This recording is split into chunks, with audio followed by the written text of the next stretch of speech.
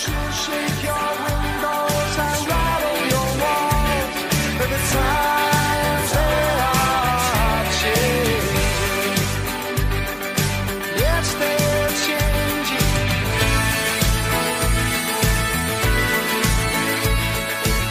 This is MindShift. I am your host, Dr. Clint Haycock, your fellow traveler along this road of deconstruction and discovery. I'm coming to you doing this podcast today on Bank Holiday Monday. I woke up this morning and shockingly surprised there was 2 inches of snow here on the Rock. And I'm just hoping that I don't get snowed in like I did the last time we had a major storm. We were trapped for literally 7 days. So this is a crazy late storm here in the United Kingdom. I got up this morning to let the dog outside and there's snow all over the place. So I thought, what better to do than to work on this week's podcast. Today's episode features part 2 with Dana Stinson. If you listened to last week's episode, and I'm telling you right now, if you haven't heard it, you need to go back and listen to it. In fact, you have to listen to it because this episode today really doesn't make sense without listening to part 1. Last week, we heard Dana telling her story about growing up in the evangelical church, the Salvation Army, both of her parents being pastors, all the while struggling with this issue of gender identity, gender dysphoria. And basically, what gender dysphoria is, it's basically a condition feeling that your emotional and your psychological identity as male or female to be the opposite of your biological gender.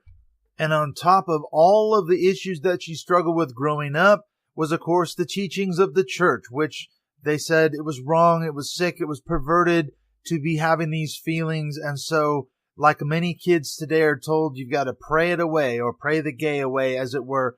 And so we heard this story. Now, this week's episode picks up where we left off last week, and I'm going to be talking a little bit more about that in a minute. I just want to say real quickly before we get to the chat with Dana that there's a couple of different ways you can get a hold of me. Probably the easiest way is to find me, follow me on Twitter at MindShift 2018. And I'm going to put other links, as I always do, in the show notes. And of course, if you want to support this show on Patreon, you can go to patreon.com/MindShift podcast. You can also support the show through Podbean. You can also buy a t-shirt on TeePublic. And again, these links are in the show notes. The other thing, too, I just want to mention real briefly is that I'm going to be putting Dana's contact information in the show notes as well, her website, as well as her Twitter handle. So if you want to get a hold of Dana, you can do that, too, by looking in the show notes. Now, just before we get into the conversation, there's something I've been reflecting on this week as I was going back and listening to last week's episode, the first half with Dana, and that is, maybe most of us don't know a transgender person, and I think this is a big part of the problem, not just in the church, but just generally within society. And that's why I'm trying to do is bringing you this conversation with Dana, among other things, as I talk about in the show, the idea of critical thinking. Learning to think critically is about being exposed to other points of view that you may or may not be familiar with. And you may not know a trans person, but now you've met one. As I said, you've met Dana, or at least heard her story. And if we can sit down at the table and just listen to someone else's point of view, listen to someone else's frame of reference, and respectfully just listen and hear what she has to say, then maybe we can gain just a little bit more understanding. I talked a little bit about the latest attempt by President Trump to ban trans people from serving in the military. And I mentioned that the problem, of course, is that just by passing legislation, although it may appease his base and so forth, isn't necessarily going to bring people together across this divide. And we see this certainly in American culture, that across just the political spectrum, the religious spectrum, whatever spectrum you want to put in there, there's a deep, incredible division. The polarization is just unbelievable. And we've gone from having perhaps more, we can have an angry discussion even about differences in politics and religion and whatever. Now we're just attacking the other side. We're vilifying, we're demonizing the other side.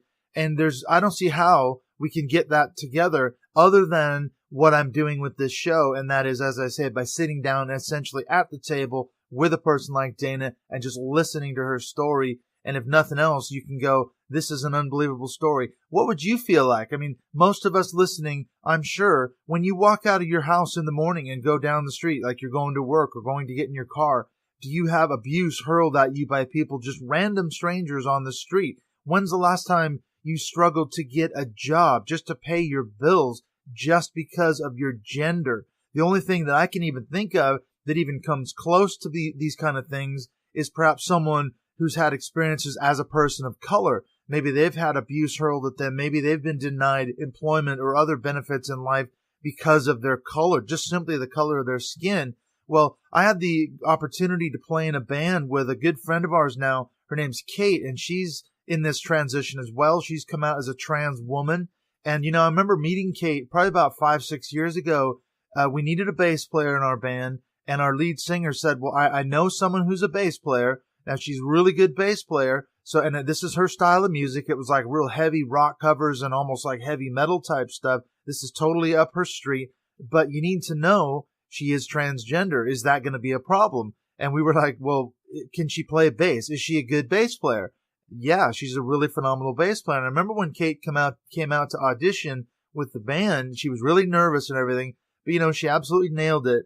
And we said, hey, you can play. You want to be in the band? Let's go ahead and get you in the band. You're a good bass player. Why should the gender issue even come into the equation? She's just a phenomenal bass player. And over the years of playing with Kate in the band and getting to know her a little bit, heard stories from Kate about how she would come out of her house in the morning and there were neighborhood kids that would just hurl terrible abusive statements to her just because she was a trans woman and she was apparently different and she was, they were afraid of her or angry at her or whatever it was.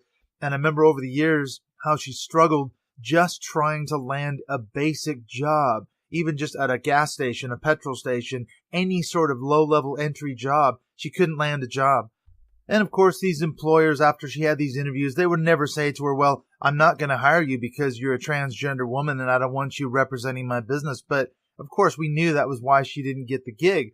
And, it's hard to watch someone like that who's a friend of yours, who's just trying to get along in life, as most of us are, just trying to pay her bills and just, get some fuel in the car just to get around. These are just normal things. And she struggled getting that together. And, one of the good things that I was able to do is I was able to introduce Kate with Dana and put them together on Facebook, because now Kate does a lot of education for the LGBT community. And so I thought, this is really good. We need to get Kate and Dana together so they become friends on Facebook. And I just thought that was something cool to do. Now, one of the things I want to remind you before we get into this chat with Dana in just a minute, where did the show end last week? I kind of left you on a cliffhanger. If you remember, Dana was talking about her formulation of this kind of game plan to come out and say to people, or at least her spouse at the time, the first person that she told, that she was in process here and she was going to be doing this transition. And she came home from a long business trip and sent this email to her spouse. And the first words out of her mouth were, "Are you going to leave me?" And this is where the story picks up this week. She's having this conversation with her spouse. Her spouse is convinced that now, because she's told her this information and what's going to happen next, the first thing that Dana's going to do is leave. And also, if you remember, Dana and her spouse were quite heavily involved in leadership at their local church. And so we're going to talk a little bit about what happened when those two worlds began to collide. You can't keep this a secret forever, obviously. There's physical changes that were happening. And so what happens then? It's funny, too, because something Dana said to me last week when the episode came out. She said two things. She said, one thing, your introduction was freaking amazing. And she said, number two, she said, holy shit, do I talk a lot. But you know what? I'm glad to step aside and let Dana just talk. And that's what basically this episode is, just Dana's story. And so let's go on into part number 2 of Coming Out in a Hostile World with Dana Stinson.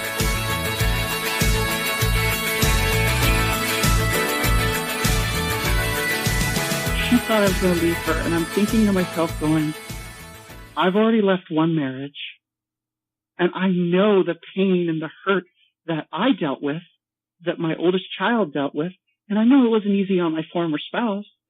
And I said, I can never let that happen again. And the only words out of my mouth was, no, I have no desire to. I just, for the first time in my life, want to be the best person that I could possibly be.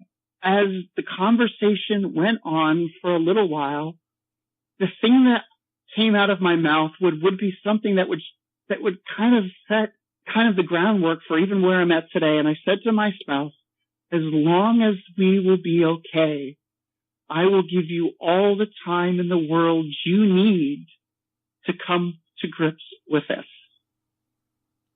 And I kind of stuck to that promise.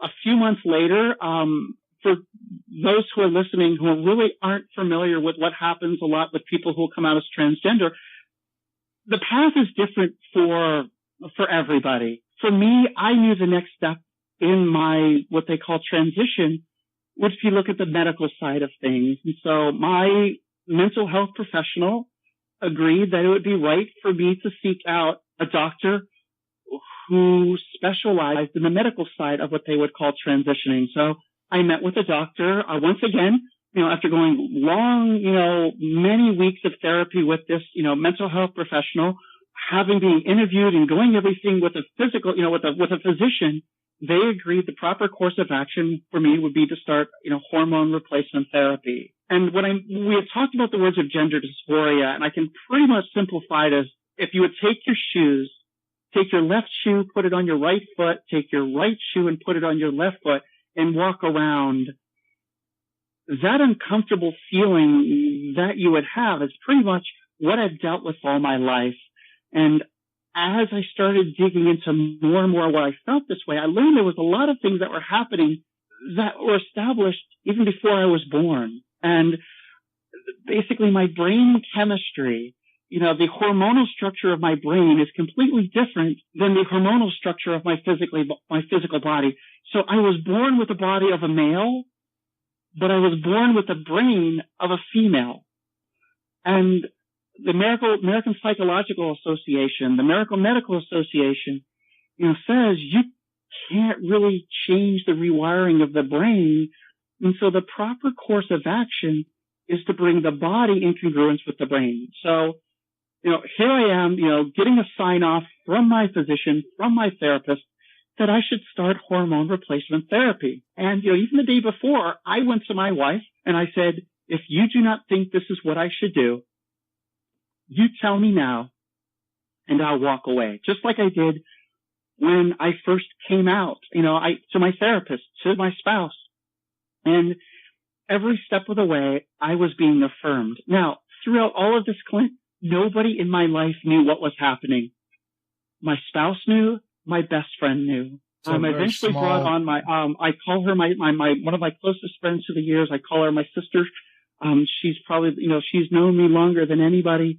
I eventually brought her on board, but nobody in my life knew what was going on because here I am, the child of two pastors. I live in a conservative world.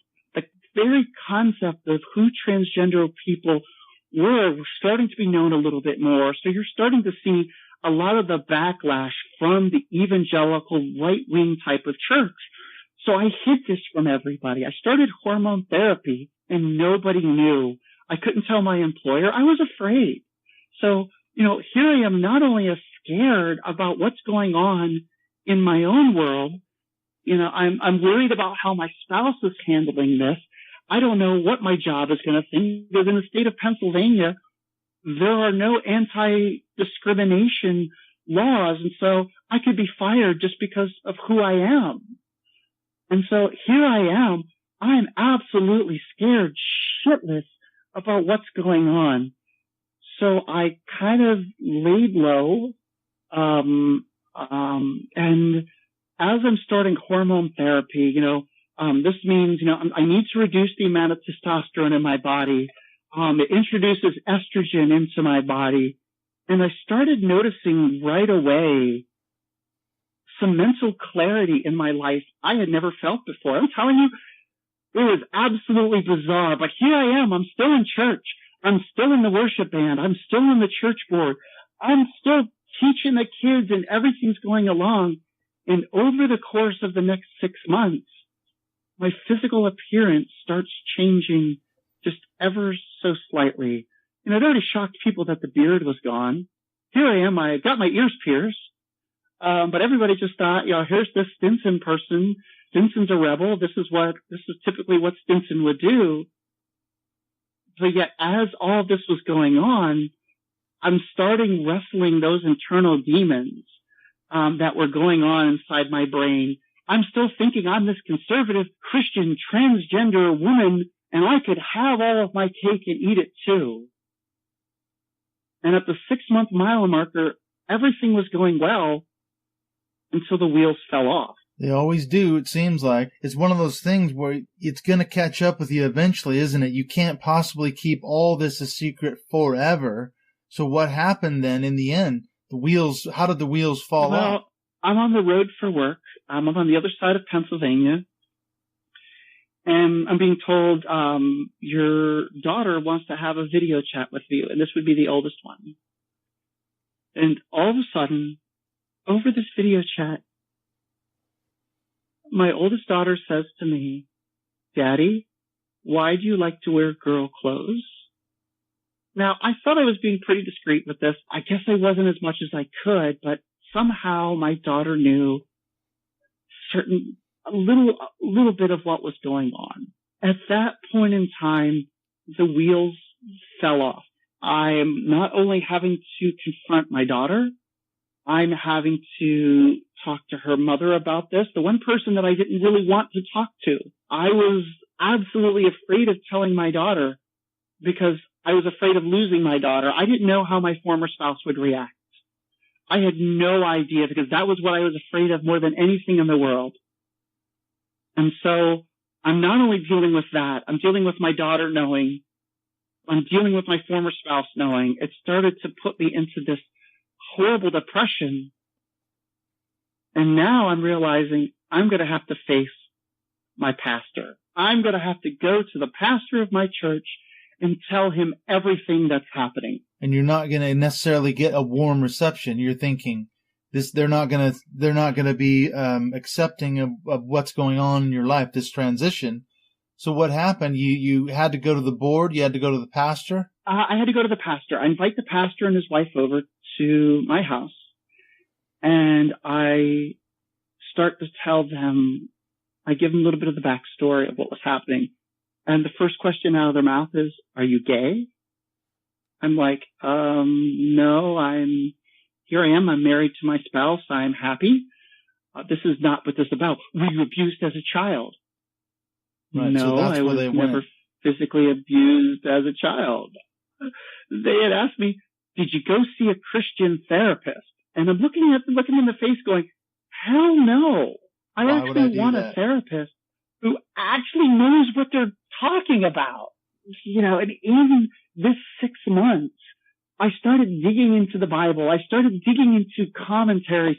I remember having an email battle with someone that focused on the family, and they're like, "No, this is wrong, and this is not God's design." I'm looking at commentaries that people are digging into some of, the Hebrew culture and stuff like this and whatever. And I'm finding for the first time in my life that the Bible says nothing about what I'm going through is wrong. And so I'm starting to build this sense and peace. And as I'm being told, did I go to a Christian therapist? I'm like, no, because a Christian therapist would go up to that line and say, "You should never go over there. You should never cross over into this line." But I wanted a therapist to say, well, let's talk about what's over on that line. Let's talk about real scientific, psychological data. But then here's the line that kind of started it all. I looked at my pastor dead in the eye, and I told him, if you challenge me spiritually on this, I'm going to hand you your lunch. So you had enough biblical training, and you'd been doing your homework in a sense. So you're saying to this guy, "Don't go there." And that's it. And he looked at me going, "Well, I really don't know much about this." And I'm like, "And you won't. You wouldn't know as much about this as you wouldn't." So Why would he they? needed some time to think. And he comes back to me a week or so later and says, "Well, I've made a decision. I'm going to ask that you step down from the church board. You're going to write a letter saying you're going to step down, quote unquote, for a season. I'm going to ask that you step away from the worship band. I'm going to ask that you discontinue your ministry of teaching the older children, but I don't want you to tell anybody." Can you imagine that? That's unbelievable. Although actually it Right, isn't. so It isn't unbelievable. Sadly, it's not unbelievable. Coming from their point of view, they can't have a person like you in their church. That's right. But I was allowed to sit in the congregation.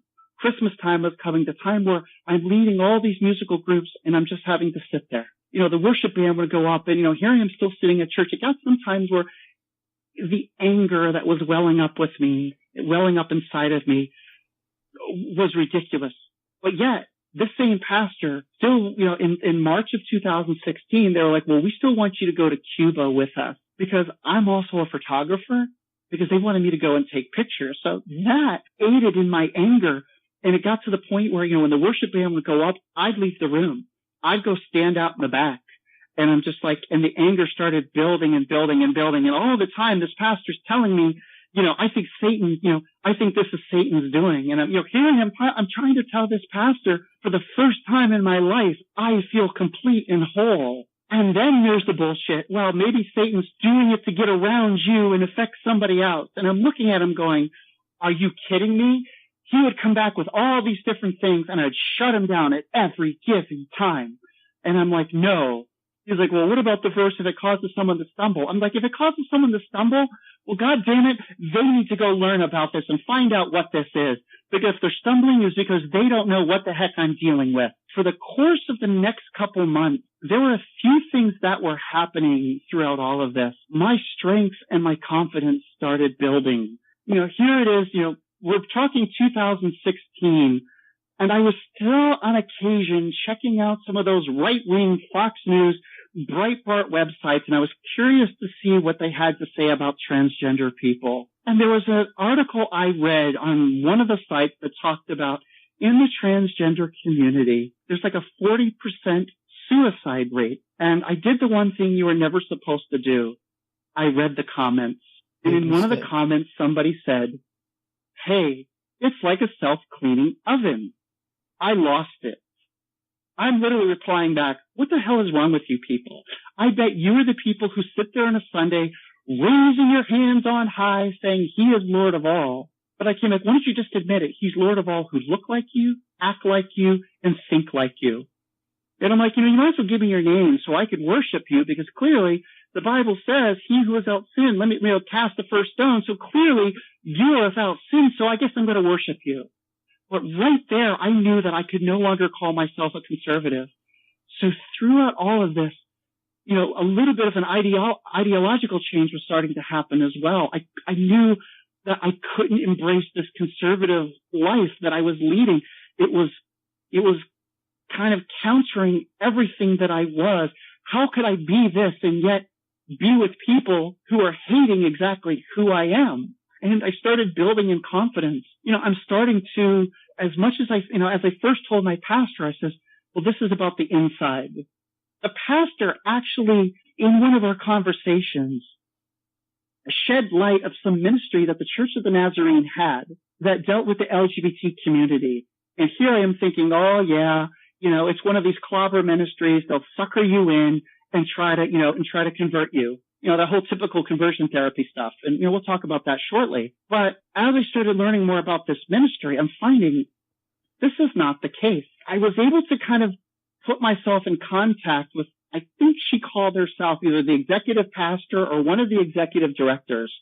And we started talking, and the first words out of her mouth was, you are doing nothing wrong. There is nothing wrong about you.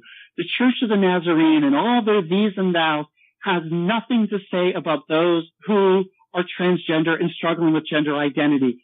You are as God created. And as I shared with her my story, she actually turned to me and said, I have never come across somebody who has put as much thought into something as much as you have. Because here I am dealing with my pastor. I'm dealing with the assistant pastor at the church who is calling me selfish, who is calling me all these things. And at the time, I even came out to my own parents. And I have my own mother sending me an email saying, you're selfish. You're not thinking about your family. You're not thinking about your extended family.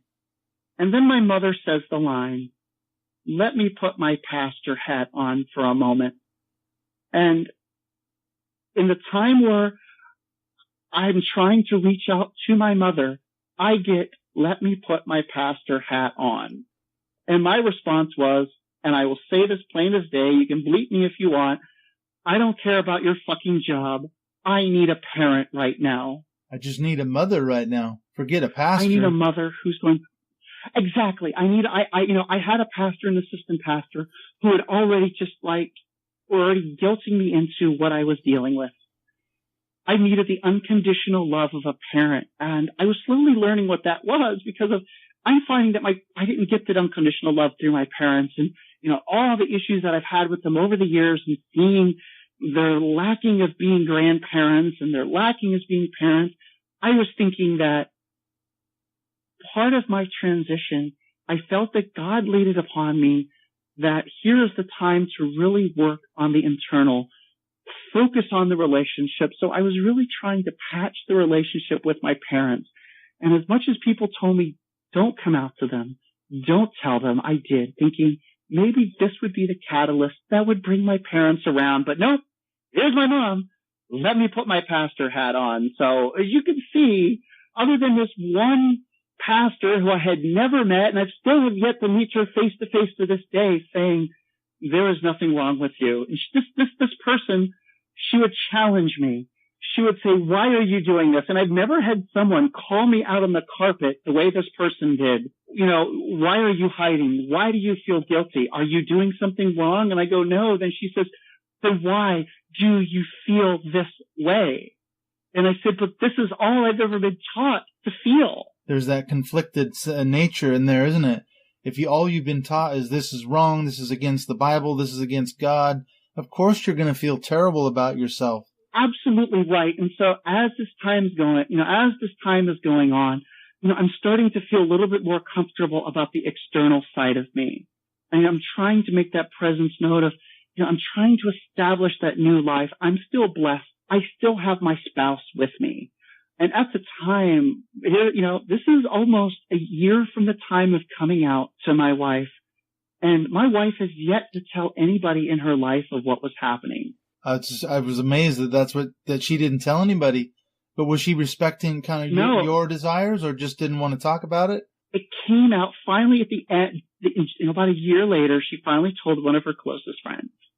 And as I asked her about this conversation, she actually came out to me and said, I thought it was a phase. I actually thought you coming out and everything you did in that first year. Now, I didn't really come out as a typical transgender person, started presenting as my true gender and the proper identity. Even the doctor who I met with said, you're not like any of my other patients. Most of them, they come out, they start presenting as their, as the gender who they are. I says, well, that's not me. And part of the reason why is I'm trying to be respectful of my wife. And my wife comes out to me and says, I thought it was a phase. And I asked her, well, what changed it?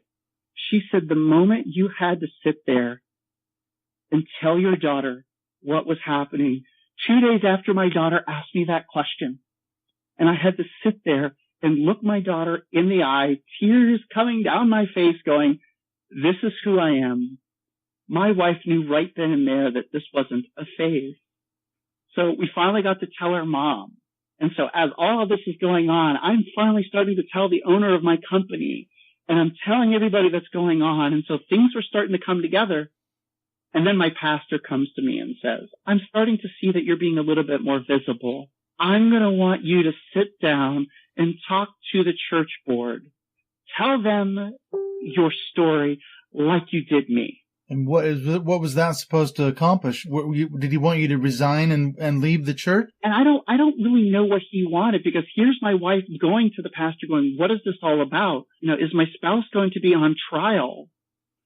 And the pastor goes, well, no, I just want for, your spouse to share the same story that they shared with me.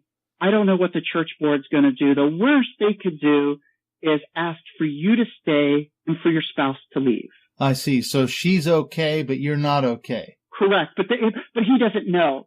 So as the day got closer, here my pastor and I over conversations and emails, and I'm literally rebutting him every step of the way. There's over the past, I would say, the time from coming out, hormone therapy, everything, starting to wrestle the demons in me. I'm starting to build, being told by one wonderful person. And I had slowly started telling some friends, and I'm starting to get this affirmation going. You are loved. You are cared for. And here's this pastor, the day this happened, says to me, I pray you change your mind. So God's going to fix it once again and make you, quote, normal. Yep. And that's what he's saying, basically. Yeah, and it's basically what he said. I pray you change your mind and just put everything back in the closet where it was and go on like life is normal. So in leading up to this quote unquote meeting with the board, now I'm a typical person that can just talk off the top of my head. For the first time in my life, I didn't go that route. Days before, I sat there one night in front of the laptop and I started writing. And for 5 hours, ADHD didn't kick in. There were no shiny red balls or squirrels or anything like that. I sat there and I wrote and I wrote and I wrote. And things came out from my past that I had never even thought of. And I'm trying to type. I'm trying to cry. I'm trying to go through a box of tissues and all of this. And I put these words together. And that pastor person, I reached out to her. I shared with her my words, and she reads this, and she's like, oh my gosh, how did you put these words together? So when I was asked to talk to the church board, I said, there's one condition. My wife sits there with me. And leading up to this night, my wife and I were torn. We didn't know what to do. Do we stay? Do we leave? Do I sit there and let the people on this church board ask me questions? Do I let them interrogate me? So, which would have been, 3 months before, here's the exact church board I stepped down from. Yeah, you were on the church board. I was on the church board. I was asked to step down, and now this group of people who I was once an equal to, I'm having to share this story with them. And I sat there, threw out all my nerves. I read exactly what was going on, actually, and I actually shared this later on, late last year. For the first time, I publicly actually shared the contents of what I wrote. And I sat there and I read it, and I'm watching as I'm reading, I'm watching the reactions. There was one particular person, the look on this person's face, I'm dead across from, the most cold, god awful face I could ever imagine. People, a couple people scribbling things down. And at the end, I looked at my spouse and we had a hidden paragraph. And I said, we love you all. We have found you people to be wonderful, but we are going to exercise grace and dignity. And we are leaving. I turned to the pastor and said, we are leaving. Please close in prayer. We are done. Right. So you walked away. And we walked away at that point. I did not allow a single question. There were some people who had tears coming down their face. There was, oh, we love you. We care for you. This was wonderful. Oh, we wish you wouldn't go. I'm out, as we're walking out the hallway, someone saying, we need to have lunch. We'll have lunch and we'll talk. The day after, I got an email from the pastor. Oh, I'm so proud of you. That was courage. Oh, I'm so grateful. I didn't expect it. And then the paragraph from my wife, there's still things here at the church you could get involved with. So she's still welcome, but you're not. Correct. From that email sent, we have never heard from a single person in that church. And just a few weeks ago, we hit 2 years that we left. So they ghosted you basically, despite all the stuff about wanting to get together and have lunch and we'll need to talk later. It never happened. Right. Here are these group of people. You're the family of God. We shared experience together. People were in our home. We were in their home. We're doing stuff together and all this wonderful things and all this and whatever. We are the family of God. Now, nothing. Again, I would say unbelievable, but it really isn't, sadly. It's a lot of people just don't know what to do. They don't know what to think, especially Christians, if they've been taught and told like you were, and I was too, that all this gender stuff, it's all black and white. It's all male, female, normal. This is quote unquote the normal thing. They don't know what to do. I'm curious to find out, what would you say to the person who's sitting in that church who maybe doesn't know anyone from the LGBTQ community? They don't know what to say. They don't know what to do. My words and thought are, to follow the commandments of Jesus. Love your neighbor as yourself. Love and love unconditionally. You may not understand. Do you actually think that I would choose to be subjected to discrimination? Do you think that I would choose to actually want the humiliation and everything that I've gone through just because I'm some perverted sexual deviant?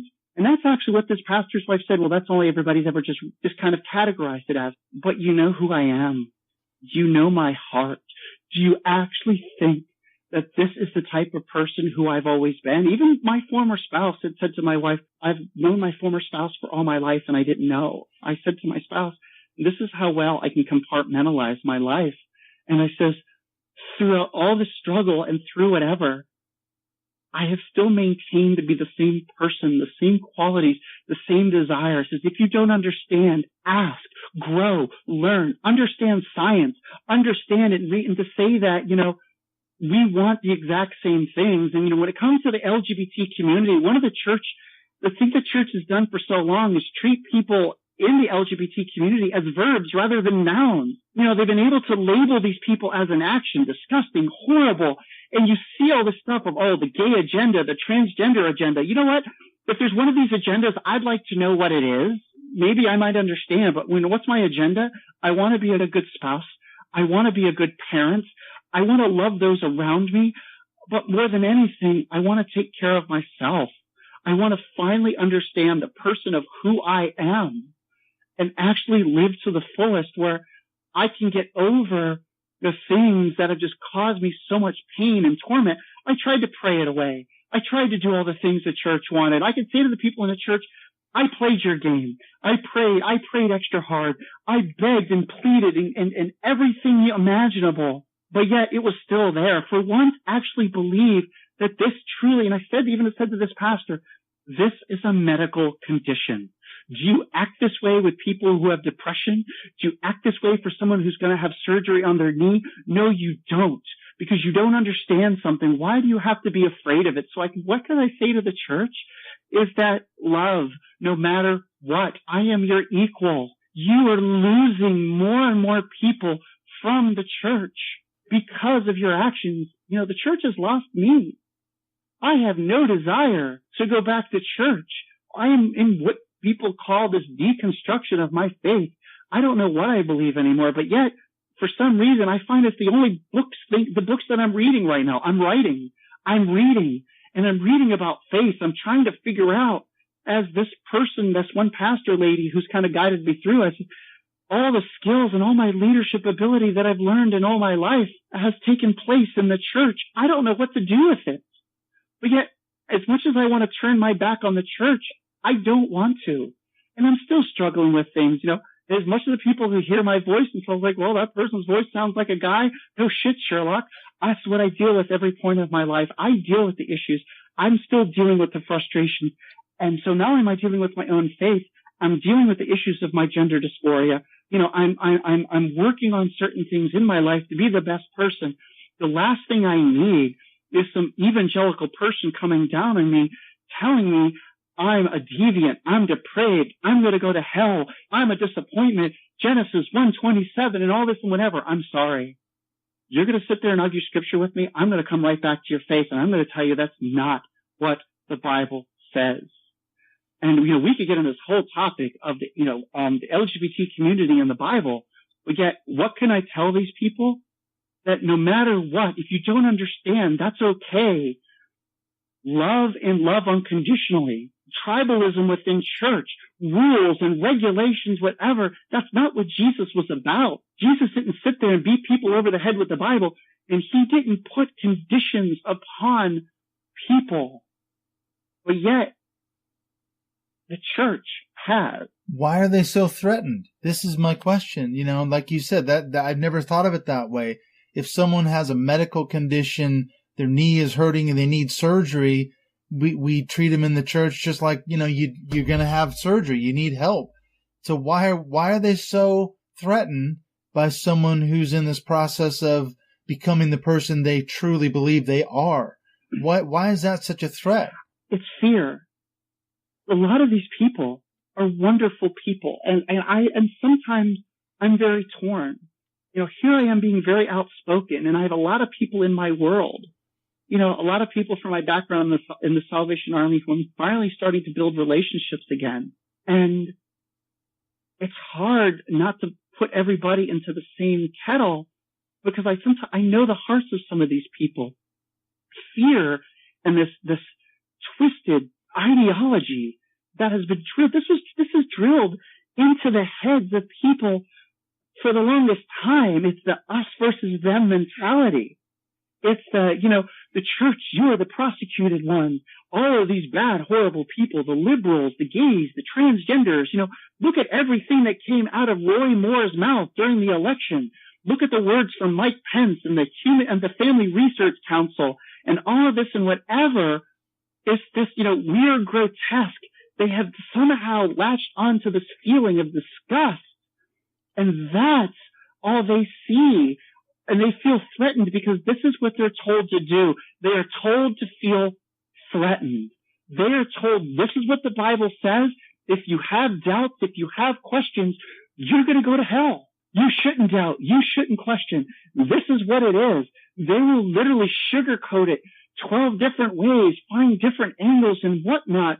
They'll put the straw man theory up. They'll do whatever they can to perpetuate this ideology to think that the church is under attack. When here I am 7 of the 8 years that President Obama was president, I hated him. But it took this in my life to realize that, he was a better person than I thought he was.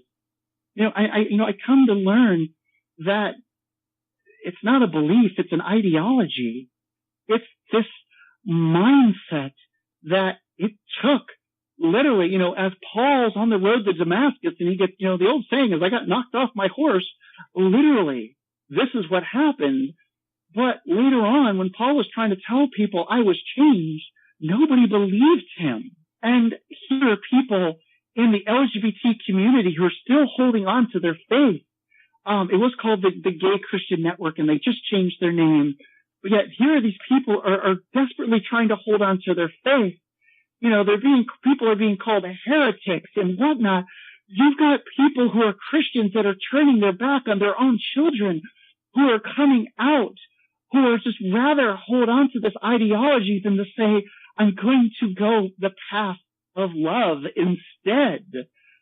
And it's sad, Clint. It's absolutely sad that families are being torn apart, lives of people. And, we even talked about conversion therapy. You've got these people who find it that it is okay to shame and guilt and sometimes physical harm against adults and children to convince them of who they are is wrong.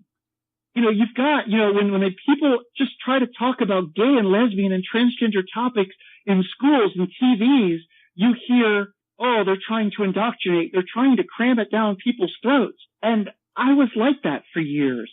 I was one of those people. And now I'm just trying to say, you know what? If you think it's indoctrination, I think you need to think twice. This is life. This is real life. These are human people. These are people just like you. And I am somebody who, again, I'm a parent. Yes, I'm transgender. But the fact of the matter is, it's getting to the point where it's only a small percentage of the person and who I am. I'm a parent. I'm a spouse. I'm a musician. I'm a photographer. I am tediously a lover of music that most people have no idea about. I'm opinionated. I'm boisterous.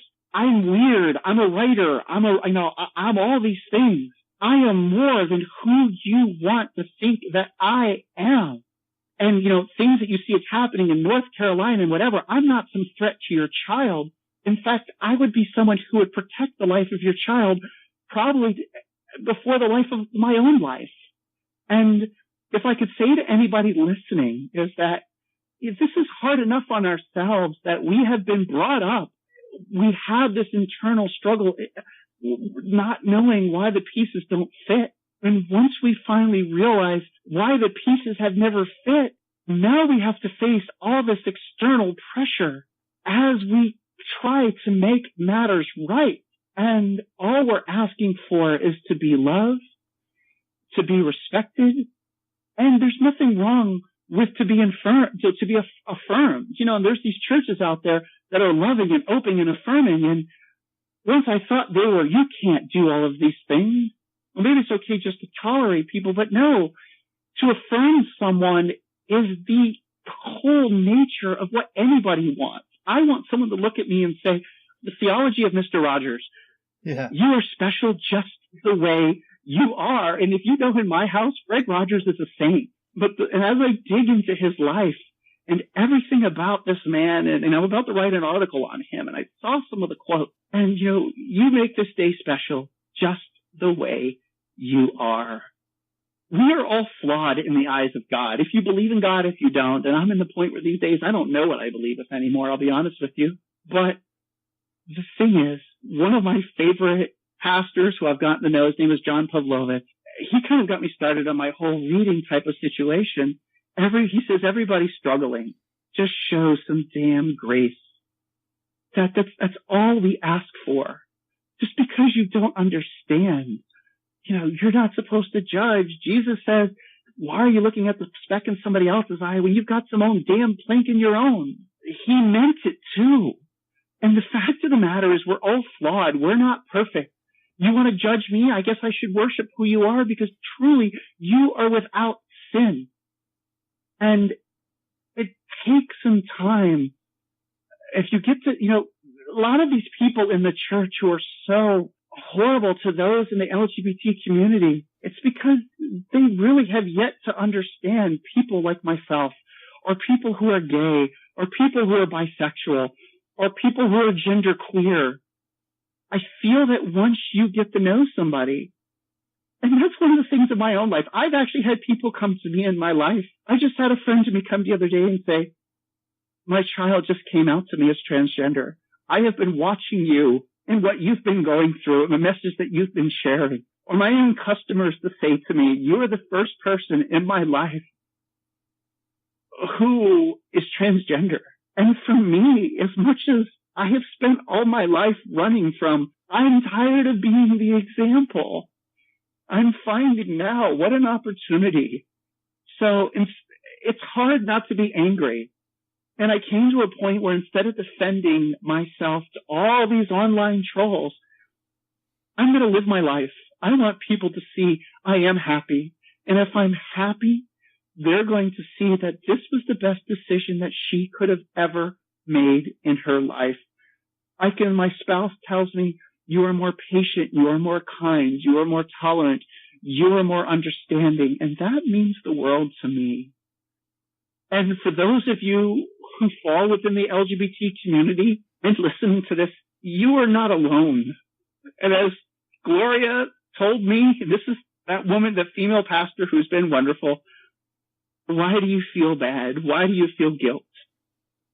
You have done nothing wrong. You are as God designed. You are fearfully, you are wonderfully made.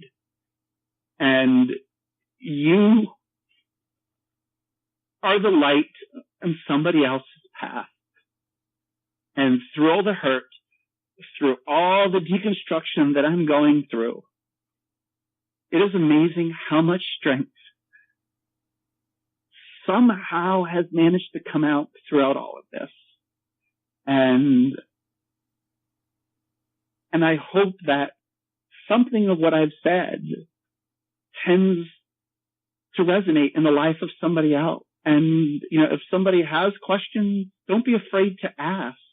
Instead of judge, ask a damn question. You'd be surprised what type of an answer you'd get. Well, thank you so much. This has been an absolutely amazing, heartwarming, heart-rending too discussion. I mean, I'm so glad that you are open about where your struggles have been, where you're at now. I mean, it's just been an absolutely amazing journey. I'm glad that we got to go on at least part of it with you. Thank you so much, Dana, for being on this podcast. You are more than welcome. Thank you for the time. I know it's been a little long, but I think because of the nature of the topic, I think at times sometimes can be really trash. No, this has been great. I'm so glad that you were part of this show. I really do. And you are more than wonderful. For those who are interested into kind of to learn a little bit more and, some of the disjointed words that I put together, my online presence is my name. And if you want to put this in the show notes, it's danastinson.com. And, as time, every so often I put another article out there. Sometimes I deal with my own past and some of the things we've talked about, I've actually kind of written down and, you've had an opportunity to read it, but if someone really wants to kind of learn more, please, by all means, stop and, check out my writing. Twitter, I'm at Whistler. I'm sometimes more political than whatever. If you can kind of get through sometimes, the language and get to the heart of the matter, by all means, don't be afraid to check it out.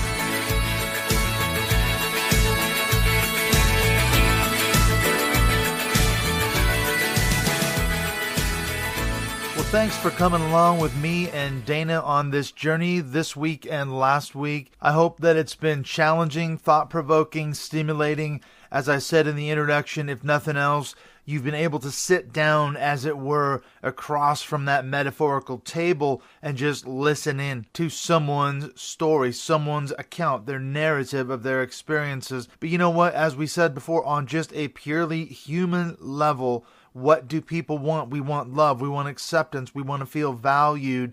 And then you start throwing in things like the church and the theology behind it. You wonder, how could the church of which Dana and her spouse were members, how could they have handled it differently? How could they have done it in such a way that didn't alienate both of them? And I think this is one thing that people looking at the church from the outside in, as Dana pointed out, there's seemingly this disconnect between what they proclaim, the love of Jesus and all the rest of it, and yet what we heard in Dana's story was seemingly the exact opposite of that. Her spouse could stay because she was quote-unquote normal, but Dana really wasn't going to be allowed to stay in the church, or certainly not to be able to stay in any sort of leadership positions. And of course, this isn't the same story for everybody. There are churches out there that are inclusive and everything else, but in her case, it seems to be a message of, you're no longer valued in our church because of your new gender, your new transition. You're not going to be allowed to be a part of this thing. And so they walked away from all of it.